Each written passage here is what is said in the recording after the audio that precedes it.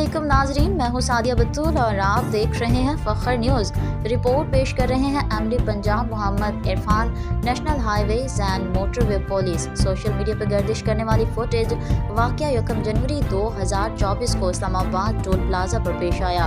कानून के खिलाफ वर्जी करने वाली खातून ड्राइवर के खिलाफ थाना नसीराबाद जिला रावलपिंडी में सेक्शन 427, 337 जी, 186, 279 के तहत FIR दर्ज करवाई गई थी। कानून की खिलाफ वर्जी करने वालों के खिलाफ कोई रियायत नहीं बरती जाएगी। मजीद अपडेट के लिए देखते रहिए फ़ख्र न्यूज़ HD। आपको बता रहे थे कि आप और आपने मुझे तू कैसे कहा है? मैंने तू नहीं कहा। आपने बहुत ज्यादा कुछ कहा है। कुछ भी नहीं अपने कहा। यूनिफॉर्म की रिस्पेक्ट किया करें। रिस्पेक्ट कर। नहीं कहते तो जाए अपने अकेडमी में जाके सीखिए। जाहिल कहीं का। आपको भी इंसाफ बकवास ना करो। चाहिए। इधर की सारी दुनिया ये हटो सामने से। हटो। ऐसे कैसे हट? Oh my goodness.